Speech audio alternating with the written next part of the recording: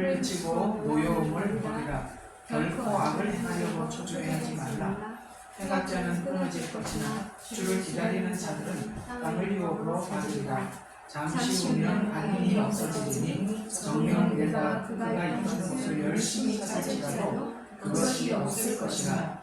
그러나 온유한 자들은 땅을 유업으로 받을 것이요 화평의 풍요함으로 기뻐하리로다. 악인은 의인을 대적하여 음모를 꾸미며 그를 향해 일을 행하는도다. 주께서 그를 비웃으시니 이는 주께서 그의 날이 오는 것을 보시리라. 악인들은 칼을 빼고 칼을 당기며 가난하고 궁핍한 자를 쓰러뜨리려고 정직한 자를 죽이려 하나 그들의 칼은 자신들의 심장을 찢을 것이요 그들의 칼은 그거 찢으리로다.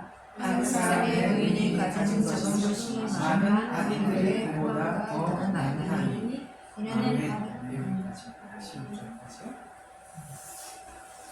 이게 매주 여러분들과 이 시편을 단락으로 하다 보니까 이게 단락을 할 때마다 제목을 달아야 되는데 이거 제목을 다는 거 보통 일이 아니더라고요. 옛날에는 그냥 강의하면서 제목 없이 계속 설교를 했었는데 이게 다 유튜브에 계속 올라가는데 이 제목 없이 올릴 수는 없고 그래서 어떻게 제목을 달아야 되나 이 고민을 참 어떤 내용들은 굉장히 오래 하게 되더라고요. 오늘 내용이 좀 복잡해서 어떻게 제목을 잡아야 되나 고민을 하다가 아마 이 제목만 봐도 오늘 내용이 어떤 내용일지 이렇게 알아차릴 수 있을 만한 내용으로 제목을 한번 달아봤는데요. 우리 한번 제목이 어떤 건지 한번 같이 한번 읽어볼까요? 시작! 공격하는 마음, 공격하는 사이에 성과하게 절묘한 조화. 이거 무슨 철학적인 이야기 같기도 하고 그죠? 그렇지만 한번 우리가 꼭 하고 넘어가야 될 중요한 이야기가 여기에 담겨 있기 때문에 그렇습니다. 오늘은 이 내용이 여러분들의 삶을 한번 진지하게 돌아볼 수 있는 기회가 되셨으면 하는 생각에서 오늘 이 주제를 여러분들 좀 충분히 이해하고 돌아갔으면 좋겠습니다. 37편과 38편은 굉장히 좀 쌍벽을 이루고 있는 시편이거든요. 그러니까 37편은 악인으로부터 공격받는 다윗의 심정을 기록한 악인으로부터 자신이 공격을 받을 때. 근데요 38편은 또 달라요. 38편은 자기가 남을 공격할 때. 그러니까 어떤 사람은 37편이라는 이 사고, 그러니까 나는 누구로부터 늘 나는 피해를 받는다 라는 피해의식에서 살아가는 사람이 있는가 하면 또 어떤 사람은 자기는 모르는데 늘 남에게 피해를 주는 사람이 있는데 오늘 우리 그리스도인들은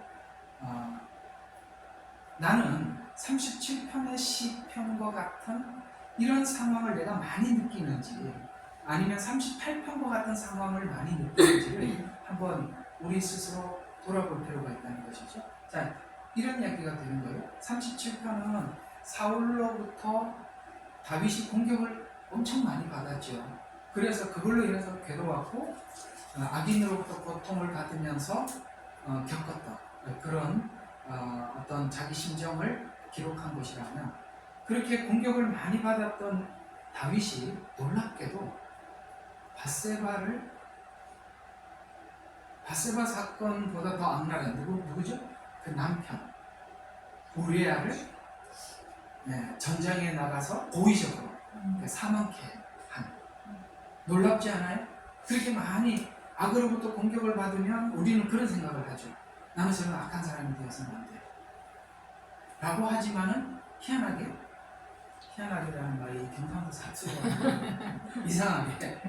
이상하게 내가 남을 공격하는 사람으로 살고 있는데 문제는 자기가 마취가 되어 있다는 거예요. 어떻게 마취가 되어 있냐면 나는 남으로부터 늘 공격을 받았고 오늘 37편처럼 이런 각오로 그 악의 세력을 잘 받아내고 견디고 있는 중이기 때문에 내가 누군가를 공격을 하고 누가 나로부터 굉장히 고통을 받고 있는데 나는 선이라는 어떤 기준이 내 속에 딱 자리가 이렇게 세팅이 되어 있다는 거예요. 나는 이렇게 악한 고통을 받은 나는 견디고 하나님 앞에 믿음으로 내가 살고 있어. 그래서 나도 누군가를 내가 나도 모르게 공격을 하고 있는데 나는 선이란 이 말 알아들으세요? 나는 그것도 견뎌내는 이 악한 사람으로부터 나를 지키고 믿음으로 지키고 있는 나는 원래 선 그 자체니까 내가 나도 모르게 남을 공격할 때 난 모른다 이 말이에요. 오늘 그 얘기. 그러니까 37편은 공격을 받을 때 자기가 견딘 이야기라면 38편은 내가 남을 공격을 하고 있는데 몰라. 그래서 그걸 이제 알아차리고 38편에는 하나님 앞에 절망적인 기도를 하고 절망적인 기도로 시작해서 절망적인 기도로 마칩니다. 여러분 시편이 대부분은 그렇게 절망적인 기도로 시작해서 절망적인 기도로 마치는 예가 거의 없어요. 그런데 이 38편만큼은 이제 다음 8편 하겠죠? 거기만큼은 기도 자체가 절망으로 시작했다가 절망으로 끝이 납니다.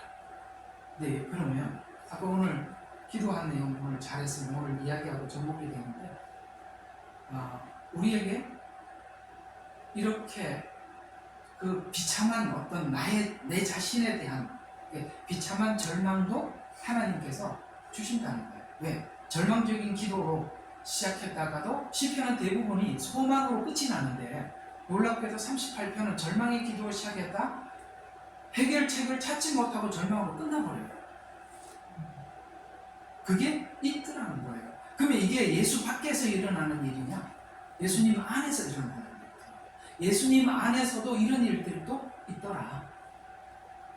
그래서 우리가 율법적 관점에서 하나님 앞에서 율법적 관점에서 내 신앙을 자꾸 점검을 하다 보면 절망은 무너진 시간, 하나님과 관계 속에서 없어진 시간 이렇게 생각을 하는데 그 시간도 하나님 안에 있던 시간이더라. 그래서 이런 시편이 등재되어 있다는 거예요. 시편을 왜 등재해놨죠? 이런 상황이 신자에게 있다.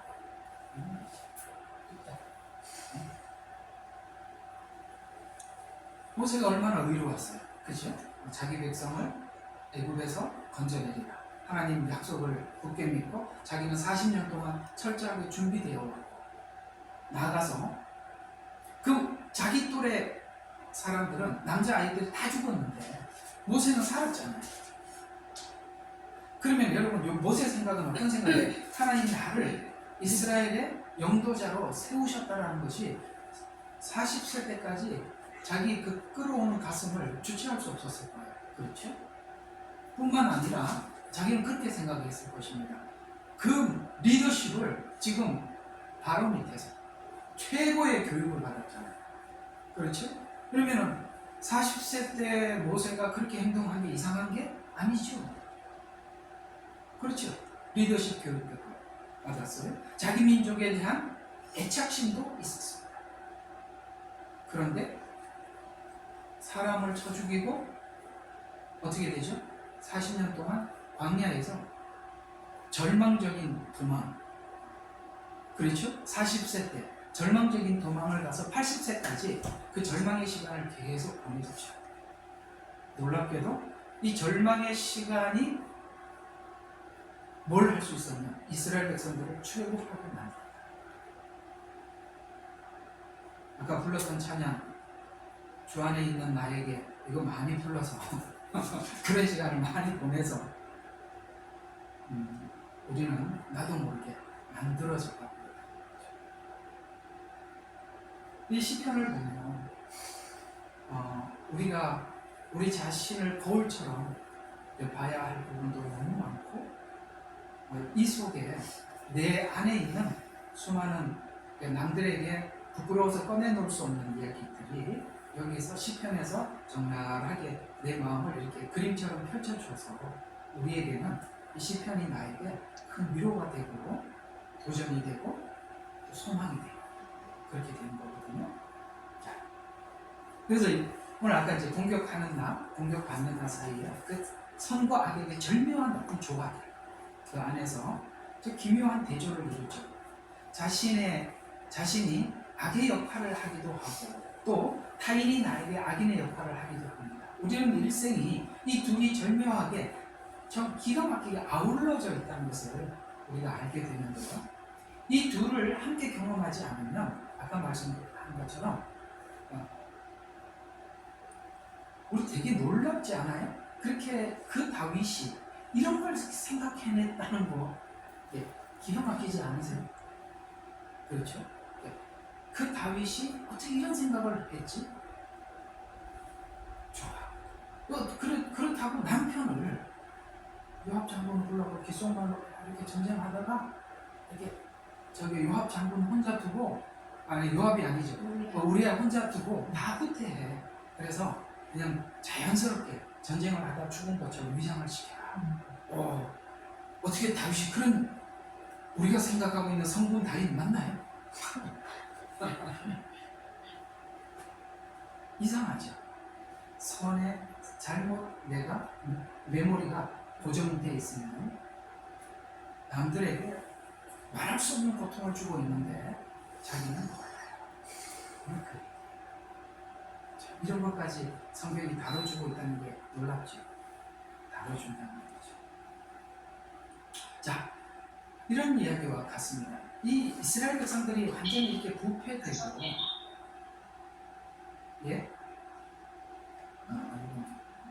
이스라엘 백성들이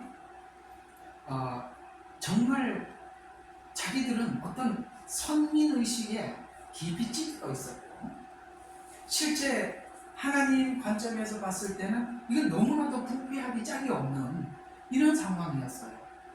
그거에 대해서 도저히 견딜 수가 없어서 하박국 선지자가 하나님 앞에 외쳤던 이야기 우리 한번 오늘 이 본문과 상당히 상관이 있는 이야기니까 우리 하박국서를 한번 가보도록 하겠습니다. 하박국 1장입니다. 1장 2절에서 4절 누가 한번 좀 읽어봐 주시겠습니까? 하박국 1장 2절에서 4절. 주여, 내가 얼마나 우리의 부르짖어야 하며 주께서는 듣지 아니하시니까. 내가 폭력으로 인하여 주께 부르짖으나 주께서는 구원하지 아니하시나이다. 어찌하여 주께서 내게 죄악을 보여주시며 고통을 보게 하시나이까. 약탈과 폭력이 내 앞에 있고 싸움과 논쟁이 일어나고 있나이다. 그런 법이 이스해지고 심판이 전혀 이해되지 못하나니 이는 악인이 의인을 에워싸고 있으므로 공의가 잘못 진행됩니다. 아멘. 지금 이스라엘이 엄청나게 우리로 말하면 너무 썩은 거지. 이게 말할 수 없을 정도로 부패돼요. 하박국 선지자가 보다보도 못해서 나 이거 하나님 앞에 얻어맞아도 좋으니까 이건 아니잖아. 이제 이렇게 고발한 거예요. 그 얘기잖아요. 그죠? 폭력으로. 오래 주께서는 듣지 아니하시니까 내가 폭력으로 인해서 주께 부르짖나이다. 지금 이 이스라엘 안에 폭력이 만연했었어. 그리고 주께서는 구원치 아니하십니까? 죄악을 보고 고통을 보게 하십니까? 약탈과 폭력이 내 앞에 있고 싸움과 논쟁이 일어나고 법이 느슨하다는 것은 하나님의 계명, 율법이 완전히 이렇게 그 체계가 무너져 있습니다. 라고 하나님 공의가 잘못 진행되고 있지 않습니까? 하나님은 죄에 대해서 가만히 있는 분이 아니신데 이렇게 서로 간에 다 썩어 있으니까 서로 모르고 있는 거예요. 근데 이렇게 다 같이 썩어 있으면 그 중에 안 썩은 사람이 몇 없거든요. 이게 문제가 뭐냐면 사회 전체가 썩어버리면 사람들이 원래 어떤 죄의 속성이 죄를 향해서 달려가려고 하는 이런 죄에 대해서 우리가 피 흘리는데 빠른지라라고 성경은 말하듯이 이렇게 죄에 대해서 사람들이 이렇게 그냥 이렇게 막 사는 것 좋다 이렇게 훅 내려가잖아요.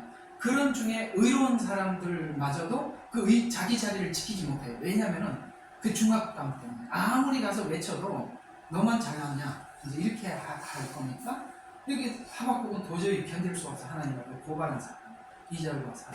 그런데 하나님 대답이 여기 5절부터 7절에 이렇게 나옵니다. 너희는 이방 가운데서 보고 생각하고 놀랍도록 이상히 여길지니 이는 내가 너희의 날들에 한 가지 일을 행할 것입니다. 누군가가 너희에게 말해줄지라도 너희는 믿지 않니. 무슨 말이야? 난 이 상황에 대해서 알고 있고 지켜보고 있으며 내가 하나님께서 이걸 고칠 어떤 계획을 가지고 있다.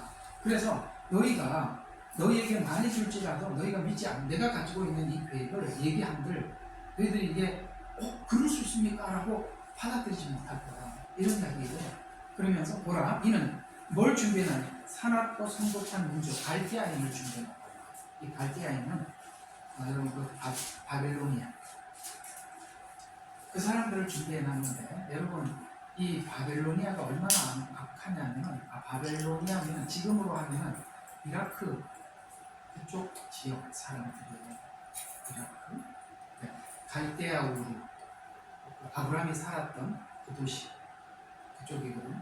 그러니까 이 사람들을 준비를 해놨는데 이 사람들이 얼마나 악한지 전쟁을 할 때는 사람이 이렇게 적군이라도 싸움에 룰이 있는 거고 인격 대 인격의 어떤 싸움이 그렇게 싸우는 게 이게 인격적인 전쟁인데 이 사람들은 전쟁을 할 때 사람을 짐승을 잡듯이 생각합니다.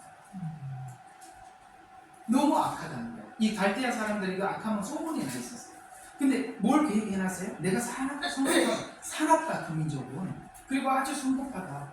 그리고 갈대아인들을 일으키노니 그들이 넓은 땅을 행군하면서 그들의 소유가 아닌 것처럼 차지할 것입니다. 그들은 무섭고 두렵고 그들은 심판과 그들의 위험이 자신들에서 나올 것이다. 그들은 말들은 표범보다 빠르고 이리보다 사납고 막 그래서 그 막 쭉 이야기를 쭉 하는데 하여튼 쭉 보면 기가 막힙니다. 이게 무슨 이야기냐면 이 이야기를 듣고 아니 하나님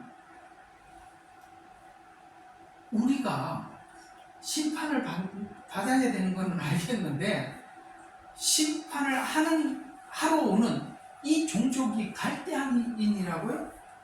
우리가 이런 사람들에게 심판을 받아야 할 만큼 문제가 있는 겁니까? 그래도 우리는 선민인데 그들은 하나님도 없고 악랄하기가 그지없는 민족에게 우리가 약탈을 당한다고요? 이게 지금 하박국이 다시 하나님 앞에 역으로 질문하는 거거든요. 무슨 말일까요? 지금 이스라엘 백성들이 어떤 착각에 빠져 있다고요? 자기들은 선민이다. 그래도 율법은 살아있다. 아무리 악하더라도 저들보다는 낫다. 이런 생각을 가지고 있었어요. 근데 하나님은 다른 민족도 아닌 그 중에 가장 소문난 악한 민족인 이 갈대아인들을 통해서 이스라엘을 심판하시겠다는 거예요.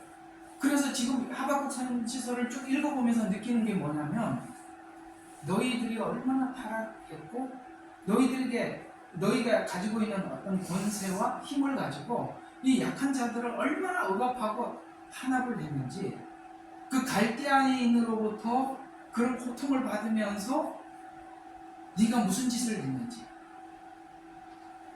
경험하게 할 것이다. 우리 생각해봐요.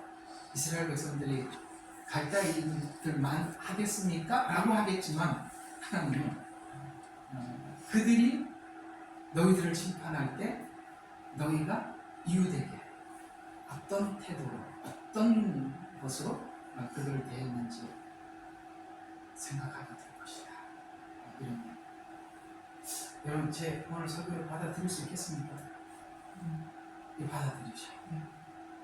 이게 안 받아들여지시면 우리는 계속 37편에 머물러 있어요. 38편을 들어갈 수가 없어요. 실제 우리 그리스도 안에서 제가 이제 얼마 전에 그 교회 그 설문조사를 하는 것 중에 교회에 가서 외로움을 느끼고 교회에 가서 세상에서 그렇게 힘들더라도 교회 가서는 그래도 식구들을 만나요. 정말 자기 그냥 막 정말 행복하고 이게 얼굴을 본다는 게 내가 아무리 힘들어도 집에 가면 쉰다 라는 것이 있잖아요. 예를 들어서 집에서 아무리 힘들더라도 교회 가서 내 성도들, 형제 자매들을 만나면 내가 거기서 위로를 받을 수 있는 곳이 있어. 이런 생각이 들어야 되는데 실제 교회에는 정말 자기가 홀로 된 듯한 그 외로움을 느끼는 성도가 4분의 1이다. 이렇게 설문조사가 나왔어요. 교회 가서 즐거워야 되는데 사람 만나는 것도 또 보기 싫은 사람들 만나거나 이런 느낌을 받더라는 것이죠. 그래서 이제 그 적응하지 못하는 사람들이 이 교회 저 교회 떠돌아다니면서 물론 자기 그 사람 문제가 많아요. 그건 뭐 얘기할 거 없어요. 그게 자기 문제가 많아서 또 다른 데 가도 또 그 문제가 또 터질 거예요. 해결될 때까지 물론 자기 문제지만 우리는 오늘 얘기하려고 하는 핵심이 뭐냐면 내가 선하다는 생각 속에 고정시키지 말아야 돼. 큰일 나는 거죠. 그러면 자기가 타인을 하면서 고통을 준 것에 대해서 전혀 감각을 느끼지 못합니다. 그래서 이 절대 선도 절대 악도 없어요. 우리는 절대 선이 아닙니다. 내가 아무리 하나님 앞에 예를 들어서 자기가 하나님 앞에 무슨 은혜를 받고 내가 아무리 하나님 앞에 뭘 하더라도 항상 나의 악함에 대해서 마음에 두고 살아요. 그래서 절대 선도 절대 악도 없어요. 우리는 악과 선 사이에서 우리는 항상 자기를 돌아보고 반성하고 회개하고 그래야 하는 것입니다. 선하다 생각할 때 어떤 증상이 나타나느냐면 내가 선에 이렇게 세팅이 되어 있으면 모든 것에 대해서 이렇게 율법적 관점으로 선과 악 이렇게 둘을 나누고 다른 사람들을 볼 때 이 두 가지로만 계속 내 눈에 자꾸 들어오면 여러분들은 은혜라는 것이 나에게 이렇게 세팅이 되어 있는 게 아니라 선으로 세팅이 되어 있기 때문에 정죄감이 터지는 거예요. 그러나 악하다고 생각할 때는 나도 그렇지, 나도 죄인이지 이런 생각을 할 때는 은혜적 가치가 탁월해지는 것이죠. 수용하는 거예요. 그러니까 우리가 늘 사람들을 끌어안아주고 품어줄 수 있는 사람들은 자기 자신에 대해서 인정하는 사람이에요. 악한 것, 내가 선을 위장한 악도 있다는 것 이런 것을 우리가 스스로 고백하고 인정하게 될 때 다른 사람들을 대할 때도 늘 은혜로 나도 뭐 이 사람하고 뭐 별반 다른 게 있겠나. 그래서 현장에서 가늠하다 잡혀온 그 여인 사람들은 다 돌을 치려고 그때 주님이 그러잖아요. 너희들 중 죄 없는 자가 돌을 차 라고 했을 때 난 죄 없다라고 생각하는 사람 했더라면 누군가가 던졌을 거예요. 그죠? 근데 다 거기 있는 사람들 자기를 돌아보기 시작한 거죠. 그래서 돌을 놓고 떠나갔어요. 이 은혜적 가치. 돌을 던지는 사람이라는 율법적 가치 속에서 자기를 보고 그러면 어쩌면 내가 선이라는 것을 세팅해요. 유대인들이 지금 그렇잖아요. 우리는 그 유대인이라는 샘플을 보지 않습니까? 바리새인이라는 샘플을 보잖아요. 주님은 독사의 자식이라고 말을 하는데 자기들은 너무나도 거룩하다고 착각하고 있는 거예요. 이게 선의 세팅이 되어 있어서. 그러면 나누는 일밖에 못해요.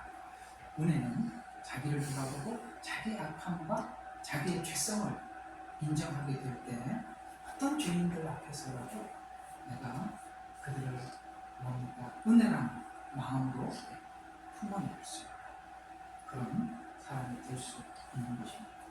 율법적 가치가 은혜의 가치로 돌이키기 위해서는 자신의 죄성이 적나라하게 드러날 때마다 이것을 인정할 때 이 8절의 권면이 우리 귀에 드디어 들기 시작하는 거거든요. 그래서 우리 8절을 한번 봅시다. 화를 그치고 노여움을 가지라. 결코 악을 행하려고 조조해하지 마라. 아멘.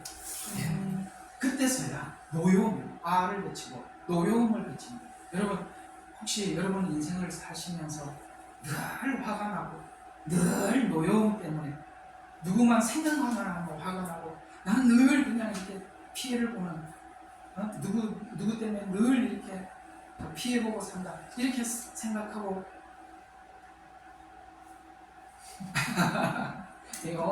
오늘 어쨌든 저는 이제 설교자라서 이렇게 얘기를 하는 겁니다. 그런 생각 속에 살아간다면 우리 그렇게 생각하는 내 생각을 바꾸지 않는 거죠.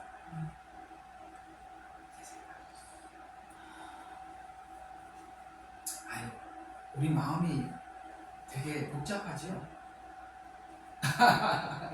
구조가 복잡하게 엉켜 있어요. 네. 그래서 이 말이 맞아요. 내 마음 나도 몰라. 내 마음 나도 모르는데 성경은 그걸 현미경처럼 들여다 보게 만들죠. 그리고 그 안에 어떻게 움직이고 있는지 설명을 해줘. 이제는 내가 알 것 같아. 이렇게 이제 가는 거죠. 그러니까 알 것 같아는 자기를 보는 눈이지 남을 보는 눈이 아니에요. 그때 여러분은 이 화병에서 탈출할 수 있습니다. 노형에서도 우리가 내려놓을 수가 있는 거고요.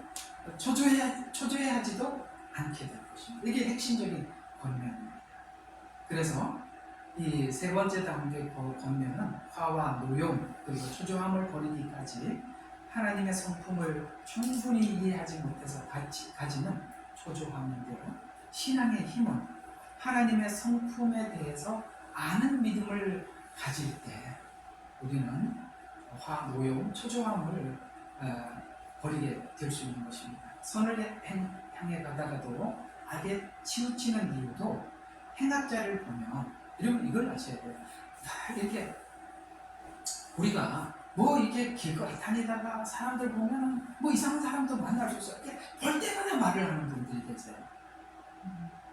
하지 마세요. 그게 자기한테 좋지가 않아요. 부정적인 것들이 그러면 계속 그런 게 눈에 보이고 볼 때마다 자기도 모르게 이 말을 해요. 그게 오늘 이야기가 그 얘기예요. 선을 행하다가 행악에 치우치는 이유도 행악자에 대해서 자꾸 불평을 하다 보면 선을 행하다 오복을 하려 한다면 나도 자기 자신이 내가 의도하든 의도하지 않든 간에 또 다른 형태의 악이 내 속에서 생성되기 때문에 이게 자기를 지키기 위해서라도 아시겠습니까? 성경이 그렇게 말을 하는 거예요. 너희가 원수가 줄이고 목마르거든 마실 것을 주는 것이 우리는 자꾸 이런 생각이에요. 그렇게 해서 하나님의 영광을 나타낸다고 하는데 맞기도 하는데 그게 나를 지키는 방법. 차라리 주라 이 말이에요.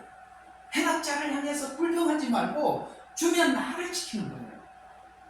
그리고 하나님의 영광도 드러내는 거예요. 주고 난 뒤에 돌아서서 욕할 거 왜 줘? 네?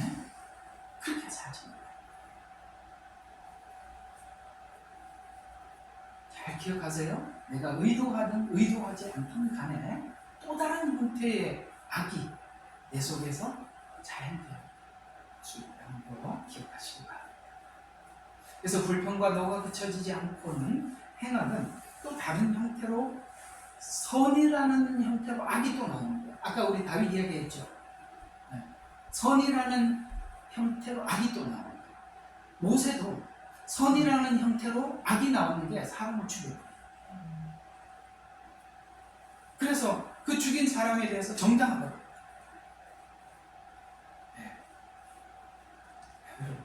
우리가 하나님이 이 땅에 오신 분은 사람을 죽이러 온 게 아니라 살리러 온 거예요. 그래서 마태복음 5장 11절 12절은 나로 인해 사람들이 너희를 욕하고 박해하고 거짓으로 꾸며 참 이런 건 너무 화가 나는 일들이잖아요. 욕도 했어요. 박해도 해요. 거짓으로 꾸며서 악한 일을 말로 너희를 거스러 말할 때 물론 여러분 이게 어렵다는 건 알지만 이걸 목표를 세우고 한번 달려가 보세요. 그래서 거스르려 말할 때 너희에게 복이 있나니 기뻐하고 크게 즐거워해라. 하늘에서 너희 상이 크답니다. 그래서 너희 앞서 있었던 선지자들도 그들이 이같이 박해를 하느니라. 너 앞서간 하나님의 사람들 다 그렇게 살았어. 그러면서 하나님께서 결국에는 이 악한 자들을 주님이 보복하고 하나님께서 최종 결론을 이렇게 내리시는 거예요. 9절 한번 보세요. 초조하지 마라. 행악자들은 끊어질 것이나 주를 기다리는 자들은 땅을 유혹으로 받을 것이다. 이렇게 말씀. 최종 결론이 뭡니까? 보복하지 않고 축복을 하면 결국 하나님께서 그것을 처리하게 됩니다. 성경에 여러분 이 신약에서는 이 말이 뭘로 악한 자들을 위해서 축복하면 하나님께서 그 머리에 숯불을 쌓아 놓을 것이다. 이런 말로 말씀을 하고 원수 갚는 것은 죽게 있으니 죽게 맡기라. 이 믿음 없이는 우리는 믿음을 가지고 내가 거룩하고 선하게 하나님을 닮아갔다고 생각하면 나도 모르는 사이에 나도 또 다른 형태의 악을 만들어내는 그런 사람으로 살아갈 수 있습니다. 그래서 잠시 후면 없어질 것이다. 열심히 찾아도 없을 것이다. 악인이 없어지는 이유는 하나님의 공의의 심판으로 완전히 파멸당할 것이기 때문입니다. 그래서 아까 말씀드린 거죠. 로마서 12장 19절에서 이제 원수 갚는 것은 주께 있으니 그가 갚으시리라. 여러분 우리 하나님께서 갚으시고 없어지고 보이지 않을 것이라는 말씀 우리 저번에 이제 요한계시록 19장 하면서 배우셨죠. 세 번의 할렐루야. 그렇죠. 첫 번째 할렐루야가 뭐죠? 여기 세 번의 할렐루야는 세 번의 할렐루야는 하나는 뭡니까? 심판. 하나님이 심판하시는 것에 대해서 할렐루야 찬양을 했고 두 번째는 뭡니까? 결국은 악이 다 없어지고 주님이 통치하실 것이다. 어떤 통치? 그 다음에 이 할렐루야는 20장의 천년왕국의 통치를 우리에게 설명을 해주고 있어요. 주님이 통치하는 날이 올 겁니다. 또 뭐죠? 혼인식이 가까웠다. 이 세 번의 할렐루야. 그럼 이 요한계시록 19장에 있는 이 세 번의 할렐루야를 주제로 핸델의 할렐루야가 나온 거 아세요? 이제 이 주제를 알고 그 할렐루야 그거 이제 들어보시면 예수님의 십자가의 죽음과 부활과 19장에 있는 승리와 이런 것들을 그 음악 속에 담아놨다고 이렇게 하더라고요. 이 할렐루야. 우리 아마 주님 앞에 가서 우리가 열심히 애써서 보복하려고 하지 않아도 하나님 다 보복하시고 그때 하나님 할렐루야 하는 날이 오는데 하나님이 우리 원통함을 모르는 게 아니에요. 여러분 이렇게 생각해요. 내 자식을 괴롭히고 내 자식을 막 힘들게 하는 저 이웃집의 개를 내가 힘이 없어서 보복을 못하는 게 아니라 다 보고 있는 거예요. 부모. 거기에 대해서 할렐루야 하면서 하나님께서 우리 조상들의 피를 원수들의 피를 갚아주셨습니다. 할렐루야 하고 할 날이 오는 거예요. 저는 이 세상을 살아가는데 옛날에는 참 불공평하다고 믿기 전에는 그런 생각을 합니다. 지금 생각해보면 우리는 뭐 불공평하다는 생각을 할 게 하나도 없어요. 왜냐하면 우리 주님께서 이 죄와 죄에 대해서 한 홀이도 남기지 않고 정확하게 심판하실 것이에요. 저들이 하나님을 모르니까 저렇게 사는 거지. 저 불신자들의 저런 삶을 하나님께서 반드시 심판하시는 것이에요. 정확히. 그러니 하나님을 믿고 내어 맡기라 이런 얘기입니다. 12절. 자, 악인이 의인을 대하는 세 가지 방식으로 의인을 대하는데, 자, 이 세 가지를 기억하랍니다. 이것에 대해서 알고 준비하고 방어도 하고 그렇게 하라는 거예요. 자, 대적하는 방식, 음모를 꾸미는 방식, 또 하나는 일을 가는 방식. 아시겠습니까? 우리도 하나님을 모르고 살았더라면 이웃에 대한 그 아픔과 상처가 점점 어떻게 남을 사람들을 보면 대적하는 사람으로 우리가 이렇게 만들어져 갈 수 있었을 것이고, 그렇죠? 남들이 나에 대해 음모를 꾸미는 거에 대해서 나도 음모를 더 크게 꾸미는 이런 사람이 될 수도 있었을 것이고, 일을 가는 일에 나도 더욱더 보복에 대한 살다 보면 사람이 이렇게 인생을 살다 보면 참 자기 마음을 이렇게 선천적으로 좋더라도 참 지키기가 힘들어요. 그래서 인생을 대부분 거의 그 다 살아본 이게 어르신들, 노년들 보면 여러분 노인들에게 찾아볼 수 있는 것 중에 하나가 뭐냐면 남의 말을 믿지 않으려고 하는 거죠. 안 듣습니다. 왜냐하면 굉장히 많이 속고 살아. 상처가 커요. 누가 무슨 말을 해도 안 믿으려고 그래요. 배우려고 하지도 않습니다. 다 안다. 다 안다. 그 다음에 절대 남의 이야기 안 들어요. 왜요? 이런 일들 너무 많이 당해요. 대적, 음모, 상대방이 나한테 막 일을 갈고 아주 그냥 기획적으로 들어가. 이런 일들. 오늘 이게 성경이 밝혀주는 거예요. 얘야, 이 악인들이 너에 대해서 이 세 가지로 찾아온다. 라고 이야기를 하는 것이죠. 그러나 우리는 이 접근을, 이 악인들이 이렇게 접근하는 것을 우리가 이렇게 보고 접근을 하는 거예요. 요한복음 15장 18절과 19절에 세상이 너희를 미워하면, 근데 이게 나는 이런 생각이 들었어요. 그래도 우리가 과거에 어딜 가도 예수님 믿습니다 라고 하면 그래도 아무 약한 사람도 다 그렇습니까? 이랬잖아요. 그죠? 제가 이렇게 좀 20대 후반인가? 제가 이제 안수식 받을 때 한 1년 시골에서 제가 전도사 생활을 하고 거기서 이제 목사 안수 받고 그랬던 곳이 있었어요. 그때 내가 되게 젊어서 얘들이 이제 초등학교 다닐 때가 그랬어요.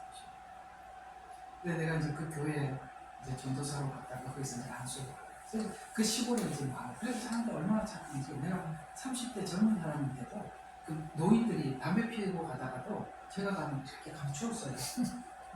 30대. 그래도 전도사님이 지나가는데 예수 안 믿는 분들 그렇게는 해줬다. 이렇게 그냥 이렇게 아이고 전도사님 이리 가고 이 감추기라든지 감추기라도 해요. 그때 이제 이 마지막 때가 되면 될수록 하나님의 사람들이 그런 대우를 받는 게 아니라 이렇게 세상이 미워하는 이런 대우를 받게 될 것입니다. 그런데 뭐라고? 세상이 너희를 미워하면 그것은 너희를 미워하기 전에 주님이 미워서 우리를 미워합니다. 그러니까 아버지가 부모를 괴롭히려면 자식을 괴롭혀요. 그럼 부모가 아프잖아요. 그 얘기죠. 만일 너희가 세상에 속한다면, 그들과 같은 그룹이라면 세상은 자기의 사람들을 사랑할 것이다. 그러나 너희는 세상에 속한 자가 아니고 내가 너희를 세상으로부터 선택하였느니라. 이로 인하여 세상이 너희를 미워하는 거야. 그래서 대적하기도 하고 음모를 꾸미기도 하고 이를 갈기도 하고 그렇게 하는 거예요. 이것은 뒷 배경에 그 영적 배경이 있음을 알아라. 이렇게 이야기합니다. 여러분 성경에 보면 이 대적 음모 이를 가는 것이 성경에 이렇게 등장하고 있습니다. 여러분 우리 요한계시록이겠죠. 이게 요즘 종말론을 하고 나니까 계시록에서 설명하기가 쉬워서 여기서 다른 데도 있지만 여기서 한번 찾아봤어요. 요한계시록 12장 17절에 보면 그러자 그 용이 여인에게 분노하여, 여기 여인은 이스라엘입니다. 이 여인을 교회로 보면 아닌 거예요. 여인에게 분노하여 여인의 씨 가운데 남은 자들, 즉 하나님의 계명을 지키고 예수 그리스도의 증거를 가진 자들과 싸우려고 나갔다. 아멘. 이렇게 대적해서 싸우려고 나갔다. 그래서 이게 대적은 대적으로 대응해야 된다. 아시겠습니까? 그렇게 이런 걸 우리가 그런 거는 기도로 영적 전쟁으로 대적해 나가야 하는 것이고, 또 하나는 음모도 꾸민답니다. 음모도 12장 9절에 보면 그리하여 그 큰 용이 쫓겨나니 그는 마귀라고도 하고 사단이라고 하는 옛뱀 곧 온 세상을 미혹하는 자라. 그가 땅으로 쫓겨나고 그의 천사들도 그와 함께 쫓겨나더라. 음모. 그래서 여기 보니까 막 사단이 옛뱀 미혹하던 자, 세상을 미혹하는 자라.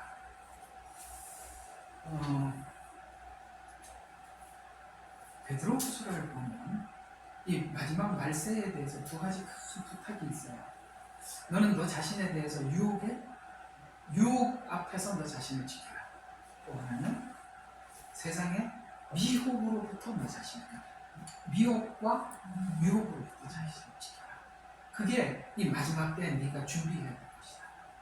이걸 준비해야 한다 라고 그렇게 얘기를 하고 있어요. 우리는 자꾸 이렇게 외적인 부분들을 자꾸 준비를 하려고 그러는데 성경은 도리어 유혹으로부터 너를 지켜라. 미혹으로부터 너를 지켜라. 이렇게 두 가지를 말씀하고 있는 것입니다.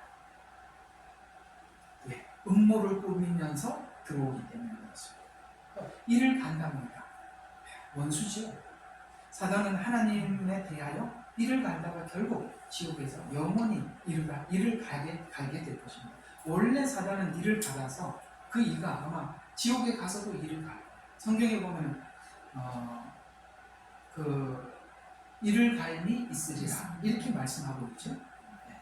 그래서 성도는 사단의 성령을 이기고 인내하면서 연단을 받으면서 살아갑니다.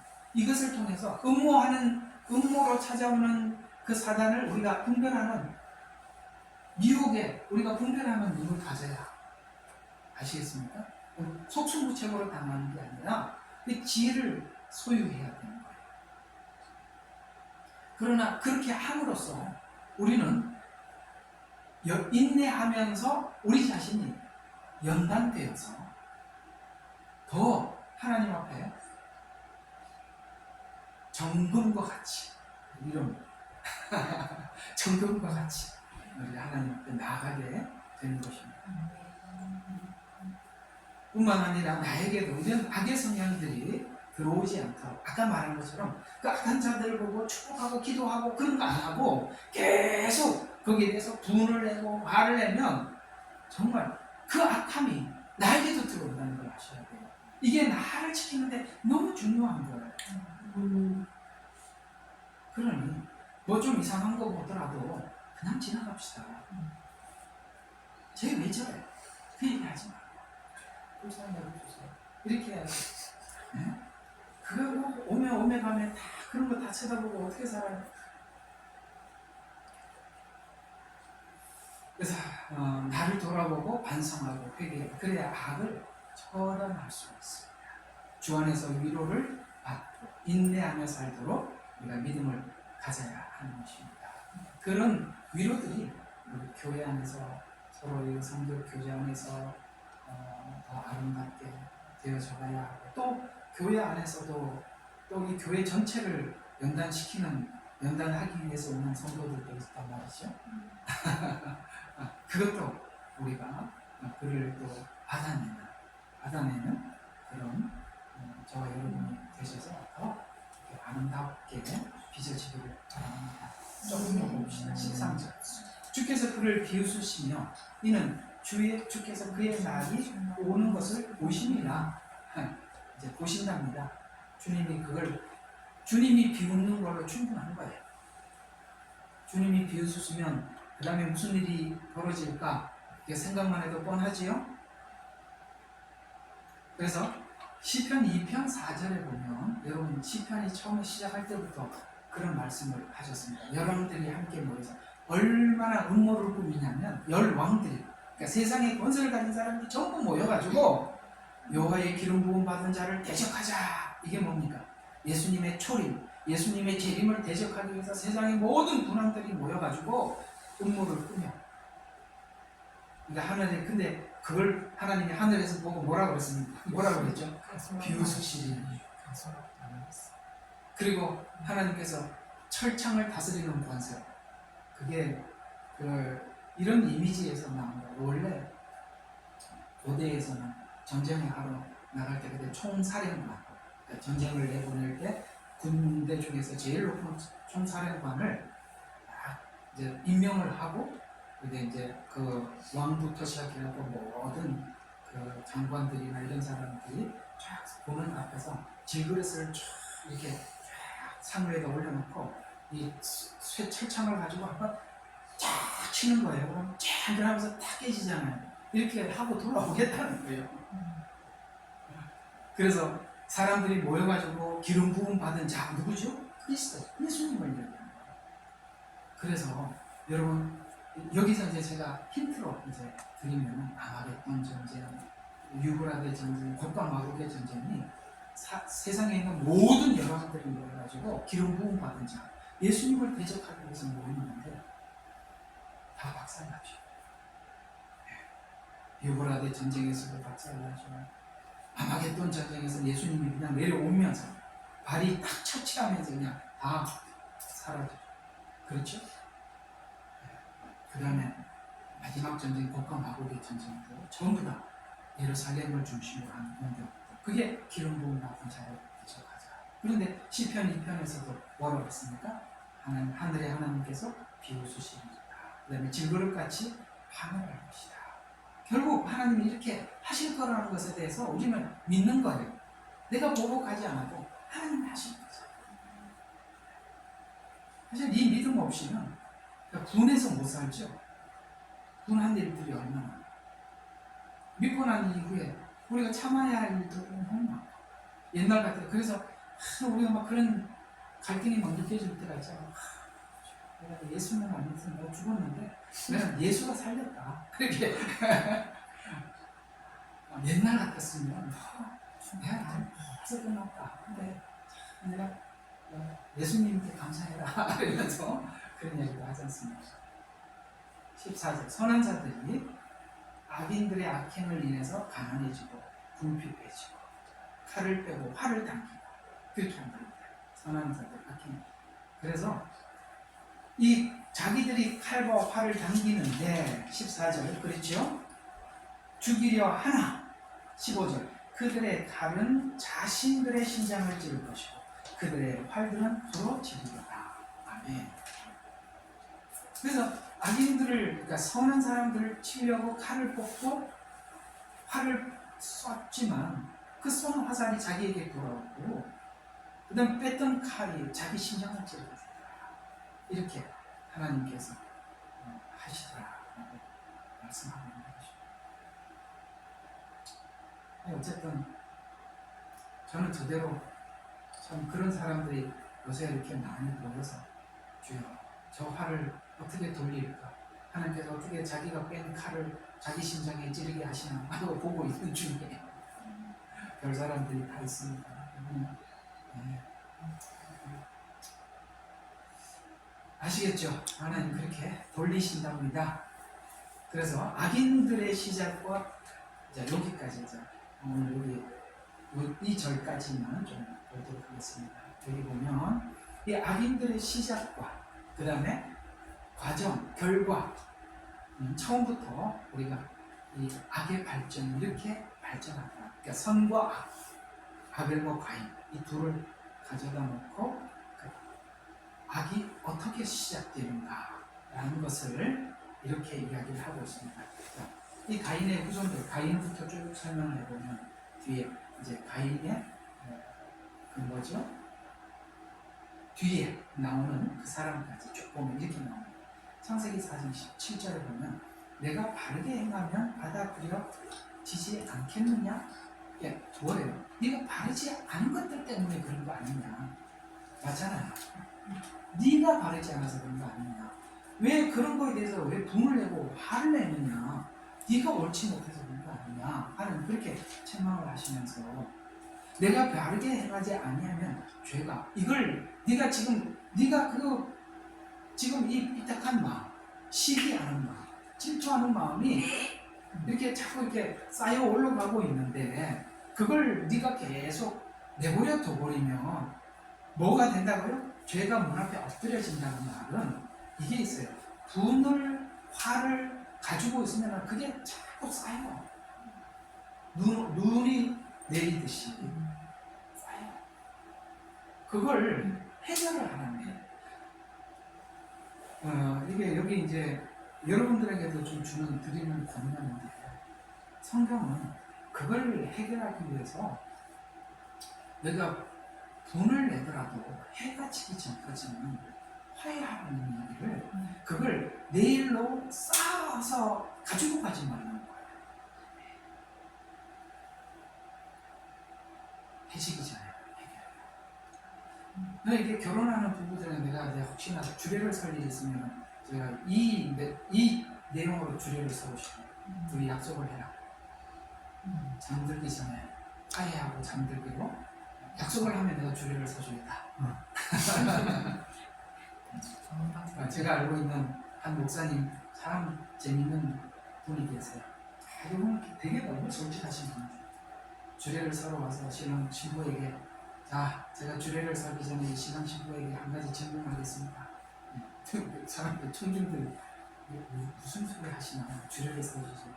혹시나 두 분 사이에서 부모들의 강요한 하고 싶지 않는 결혼을 하기 위해서 억지로 여기 섰다면 지금 돌아가도 좋습니다.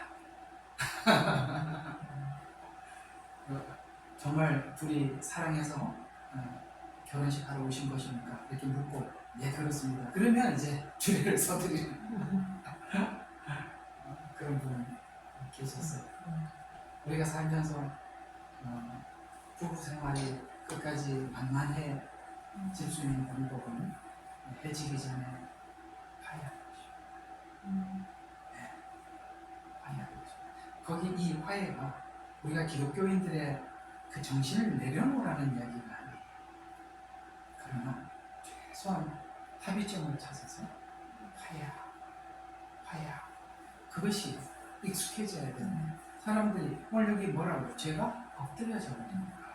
나중에 돌이킬 수 없는 관계가 되어버리는 거거든요. 그래서 쌓인다 이런 말. 죄의 욕망은 내게 있습니다. 우리는 다 있지요. 너는 죄를 뭐하라고요? 다스리라. 여러분 이 가인이 다스릴 수 있겠어요? 네. 오늘 우리는 이 다스림의 이유를 알죠. 복음을 알고 있습니다. 근데 가인은 그걸 못하잖아요. 그러나 가인은 다스리지 못하고 아벨을 죽이고 그리고 죄가 성숙하고 놀랍죠? 죄도 움직여요. 잘해요. 그래서 성숙하고 악을 나중에는 성숙한 악을 고정시킵니다. 그 고정시키는 작업을 9절에 보니까 내 아우 아벨이 어디 있느냐라고 이렇게 물었을 때 나는 모르나이다. 내가 아우를 지키는 자입니까? 이렇게 기가 막힌 대답을 하는 거죠. 그러면서 이 말은 가인의 마음속에 있는 불안을 대변한 말로 죄를 정당화 자기 방어를 위한 것이죠. 그래서 뭐냐면은 창세기 4장 14절에 보니까 결국에는 이 가인이 땅을 도피하여서 유랑하는 자가 되고 나를 만나는 자는 나를 죽일 것이라는 죄에 대한 대가를 생각하면서 이해가 가요? 내가 이 죄를 지었기 때문에 그 죄에 대해서 하나님께서 누구를 만나서 혹 하나님께서 나 같은 사람들이 또 나타나서 나에게 이렇게 보복하겠지라는 뭐가 생겨요? 자꾸 이렇게 마음에 불안한 마음이 자기 자신을 방어하는데 모든 그걸 주력하더라는 거예요. 이게 자연스럽게 죄가 그렇게 될 수밖에 없는 거예요. 죄가 아무것도 아닌데 시기심으로부터 간단하게 출발을 해요. 섭섭한 데서부터 출발을 했거든요. 아무것도 아닌 출발인데 그것이 자꾸 자라가서 아시겠습니까? 그게 왜 자꾸 자랄 수밖에 없는 불안감이 자꾸 그걸 자라게 만드는 거예요. 그래서 자꾸 자기 방어를 하게 하는 거예요. 그래서 자신을 방어하기 위해서 여기 보니까 17절에 보니까 창세기 아까 4절에 성을 쌓고 성을 왜 쌓아요? 자기 방어를 위해서 쌓아요. 그 다음에 또 뭘 해요? 가축을 기르고 이건 뭡니까? 생계를 유지하기 위해서.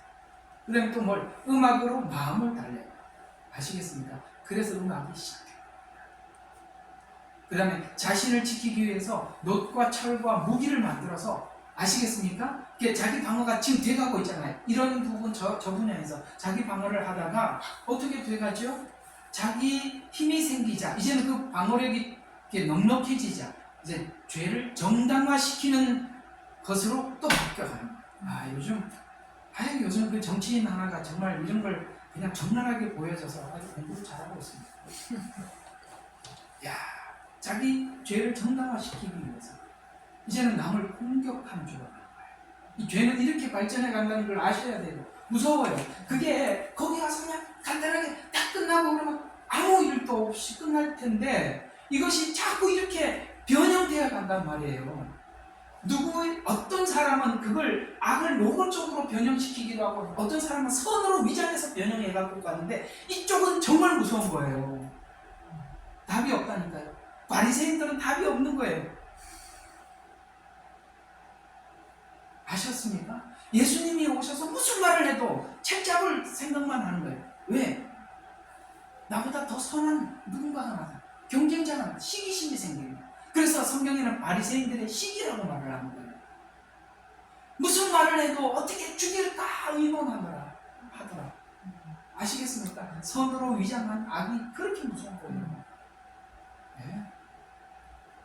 그래서 교회 안에서 예수님을 잘못 이해하고 잘못 믿으면요, 차라리 저 바깥에 있는 저 나쁜 짓 하는 불신자들이요, 하나님 앞에 돌아오기가 훨씬 빨라요.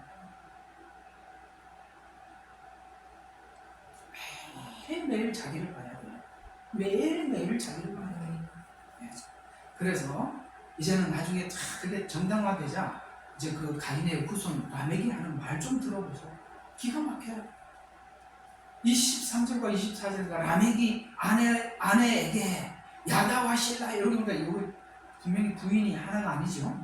야다와 실라, 내 음성을 들어라. 내 말에 경청해라. 나의 상처 때문에 내가 사람을 죽였고 나의 상함 때문에 청년을 죽였도다. 내가 사람 죽인 게 정당하다는 거예요. 그러면서 가인이 7배로 안갚음을 받는다면 하나님 그렇게 얘기했잖아요. 너를 해하는 7배를 한다. 나는 라멕은 77배야. 딱 고정을 시켜, 법으로. 왜? 내가 힘이 생겼잖아. 악은 그런 거예요. 요즘 아주 구경을 잘하고 있습니다. 이렇게 시작한 라멕의 후손들이 창세기 6장 5절에 보니까 사람들의 사악함이, 이 악이 퍼져서 라멕 한 사람으로부터 끝난 게 아니라 세상에 창대해지고, 리더가 악하면 세상이 전부 다 악해지는 거예요. 가정과 국가가 다른 경제적인 문제나 이런 걸로 무너지는 게 아니에요. 그 사회가 악하면요, 그 국가는 무너지게 돼 있고 그 가정도 무너지게 돼 있는 거예요. 악이 무너뜨리는 것이지 여러분 빈곤이 무너뜨리는 게 아닙니다. 그래서 이 사악함이 세상에 창대해 있었어요. 이 악함 때문에 고정을 지켰잖아요. 네. 나 힘이 생긴 사람이 그렇게 말을 하고 있잖아요. 나 그러면 야, 가인에게는 7배지만 나는 이런 7배다 이렇게 하는 법을 딱 만들어 놓으니까 이 악이 온 세상에 풍만해져서 그 마음의 생각의 모든 상상이 계속 악해. 퍼졌고 계속 악한 걸 만들어내요. 그래서 하나님이 뭐예요? 세상을 심판하시는 거예요. 주님이 오시는 재림 직전에는 세상이 이렇게 돼요. 세상이 다 이렇게 되는데 여러분 자신을 지킬 준비를 하셔야 됩니다. 아시겠어요? 어디에서 우리를 지켜야 되는지. 어떻게 해야 지킨다고요? 계속 분하고 노하면 우리는 못 지키는 거예요. 안 된다니까요. 도리어 역으로 하나님 마음을 가지고 축복하고, 아시겠습니까? 예. 그걸 가지고 도리어 내 거울로 삼고 그런 걸 보고도 수용하는 마음을 계속 은혜로 덮어야지. 예수 이름으로 일을 갈고 나가면 같이 일을 가는 거예요. 그래서 심판을 경험한 노아 후손들이 가인의 도성을 쌓듯이 점점 악한 생각이 점점 더 강해져서 심판을 겪고도 뭘 해요? 바벨성을 쌓더라. 심판을 하고 나면 그 엄청난 심판을 받고 나면 하나님 앞에 자기를 돌아보고 매일매일 하나님 혹시나 또 내가 또 그렇게 또 변질되지는 않을까 이렇게 해야 되는데 성을 쌓고 앉아있어요. 여러분 그렇게 악은요 답이 없을 정도로 계속 간다고요. 그래서 마지막 바벨탑은 인류가 심판에 대한 불안으로 인해 문화, 거대한 경제 시스템이 완성되는 것 같아 보이지만 아까 하나님 뭐라 그랬습니까?